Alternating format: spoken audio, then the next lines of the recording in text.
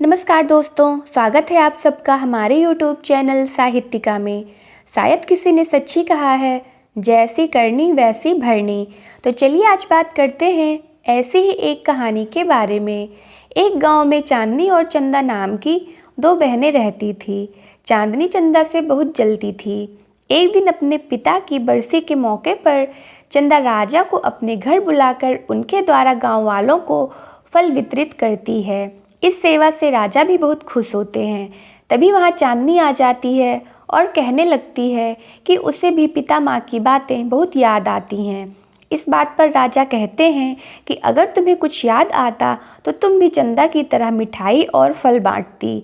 यह सुनकर चांदनी वहाँ से चली जाती है और चंदा को सबक सिखाने के बारे में सोचने लगती है। उसके दिमाग में एक उपाय आता है। सुबह होते ही वह घर से निकलकर रोते रोते राजा की महल की तरफ जाने लगती है और कहती है, हाय मैंने ये क्या देख लिया।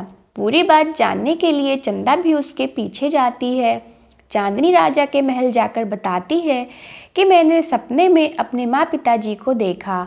माँ पिताजी खुश नहीं हैं। स्वर्ग में उन्हें अच्छा खाना खाने को नहीं मिलता। वो चाहते हैं कि उनकी छोटी बेटी उन्हें अच्छा खाना खिलाए। राजा कहते हैं, ये कैसे हो सकता है? इसके लिए तो पहले चंदा को मरना होगा।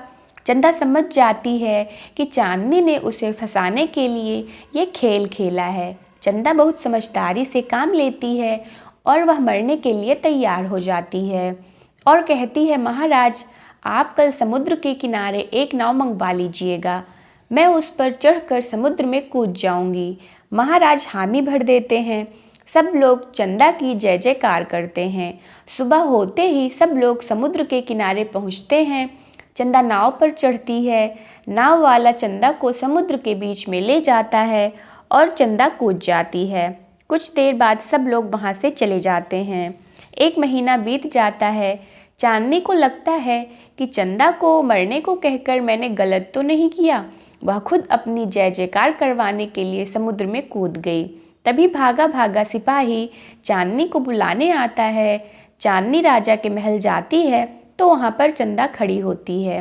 वह कहती है कि ये बताने मैं स्वर्ग से आई हूँ कि जब मैंने माँ पिताजी को खाना बनाकर खिलाया तो उन्होंने खाना फेंक दिया और कहा, तुम इतनी बूढ़ी हो गई हो फिर भी तुम्हें खाना बनाना अभी तक नहीं आया। जाओ पृथ्वी पर और चांदनी को यहाँ भेजो। यह सुनकर चांदनी चौंक जाती है।